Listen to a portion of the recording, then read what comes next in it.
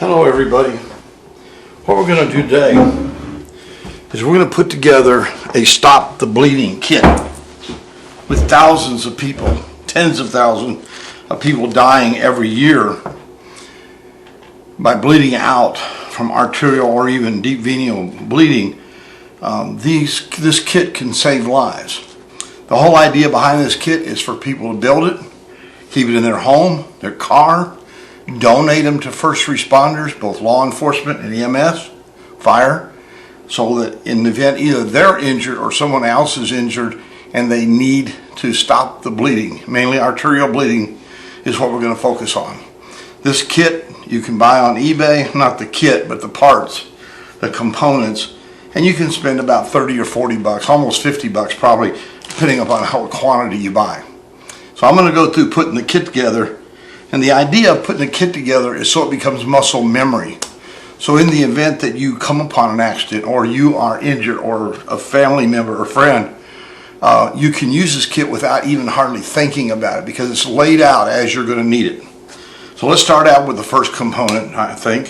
First component to me is light. I put these glow sticks in there. They're chem lights. They don't cost very much, about $1 a piece, and they'll give you a light if it's nighttime. Second item, which is extremely important, is a pair of shears. These shears, of course, are meant to cut through heavy material, anything you need to cut through, so you can get access to the wound area, which is extremely important, especially when it's arterial bleeding.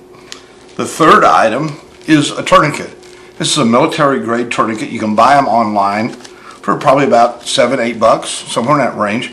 I always leave the instructions behind it. I don't know why, but sometimes people may want to, read it. I take it out of its plastic bag so you can get rapid access to it. You don't want to be tearing a bag open while you're trying to save somebody's life. So that's the first three components, and these are by far some of the most important ones, because with these three components you have light, visibility, you have access to the clothing and that, and you can stop arterial bleeding. Now, arterial bleeding is not the only thing that hurts. Of course, you've got other things that can happen during an accident. But this is extremely important with thousands of people losing limbs during traumatic accidents, chainsaw accidents, car wrecks and that. This can stop that bleeding and save the limb. And a lot of people, for some reason, believe that if you put a tourniquet on, that's it, that person's going to lose that limb. That's not true. Most surgeons tell you that that's definitely not true. Depending upon the length of time between the accident and when he gets to the emergency room, to the doctors and surgery, they can save lives and they can save limbs. So please, if nothing else, get these three components and put them together so you can get access to them quickly. Now, I recommend people putting a kit together and taking it apart, putting it together so it becomes muscle memory. So when an event occurs, you're not having to think where to go and what to grab. So the next components that I have is a lot of times you have other wounds when you have arterial bleeding. These are Israeli battle dressings. They're made for combat battle dressings. Every Israeli soldier carries them. These cost about $4 a piece, $5 depending upon how many you buy. And these are very good, very, very good for backup. I'm going to put those in the second compartment. Now what we're also going to do in this second compartment is going to add these two vials. These vials contain coagulant material. This is for small to medium venous bleed. This is not for arterial bleeding. Okay, arterial bleeding, you go with a tourniquet. If you have another bleed and you don't have a second tourniquet, you go to compression. Okay, and remember, compression on a wound and elevation are the two best stemmers of bleeding out. But this coagulant, you take the top off, you pour it into the wound, you put a dressing on it, and it helps stop that wound. Now, once you put dressing on anything, that's it. You never take it off. Because what happens is when you put that dressing on, the blood is going to coagulate in there and help close down the bleeding of the wound. You don't want to pull the dressing off, ripping off that coagulated scab, as it were. Okay? Now, the next thing you do, we've talked about arterial bleeding, we've talked about venous bleeding, okay? Now, one of the things that I put in this plastic bag, and there's a specific reason. I put Curad, Vaseline, or emulsive oil dressing. Now this plastic bag, believe it or not, are helpful when you're trying to stop a sucking chest wound. Now what happens is when you have a penetrating wound in the chest, every time you expire and then inspire, air gets sucked in through the wound area, pushing the lung smaller and smaller and smaller till the lung can't inflate, and then one can die from asphyxiation. So the whole idea is to take this oiled gauze and part of this plastic bag, which you can just simply pop apart, put this over the sucking chest wound and the plastic bag part over it, and then the next item you'd use is the Coban, which is an elastic, self-adhering bandage material. So you would put the gauze on, and I put 2 in each one. That way, if you have a through and through gunshot wound, okay, or any kind of penetrating wound, if it goes through and through, you want to stop both sides. Put this down, put the plastic down, and then use this to shut it down. Now the extra gauze here, this is extremely thick, 4-ply gauze, and it absorbs blood very quickly and coagulates very quickly. So this is, again, for a secondary wound. Again, it may be arterial, and you're going to have to use a lot of pressure to stem that arterial flow if you don't have another tourniquet. Sometimes I tell people to put 2 tourniquets depending upon how they're using the bag, where it's going to be, etc.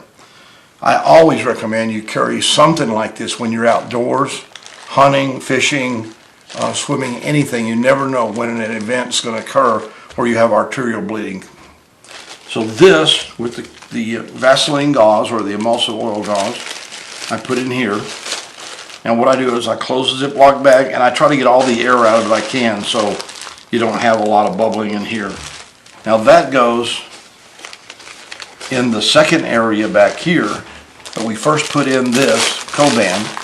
Now some people like to tear the plastic off the Coban just in case they need it. Well, you can do either way you want. Now the last item is also very important. It's a Mylar rescue blanket. Now when a person's going into shock, the body, the blood, leaves the peripheral system and goes to the core to keep the heart and lungs and the brain working. As a result, people start getting shocky. They start losing the heat from the rest of their body. And this is designed to help that. Plus, it's also a great isolator if the person is on the cold ground or the hot ground. It helps kind of isolate them from that, get that around them, wrap them up after you've made sure you've stopped all the bleeding. Bleeding is the highest priority. I also tell people, if you're going to go to the trouble of having a bleeding kit, okay, you also want to go and get CPR training.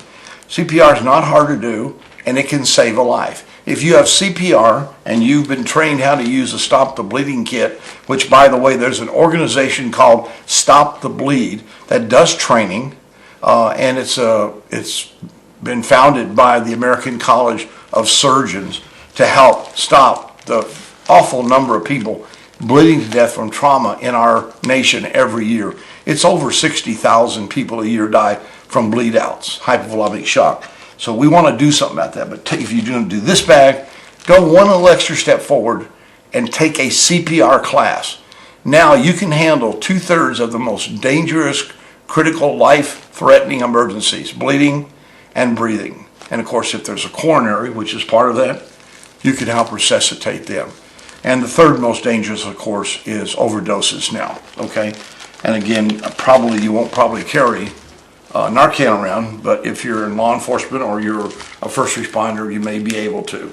So take this blanket, and it goes right here in this side of the pocket.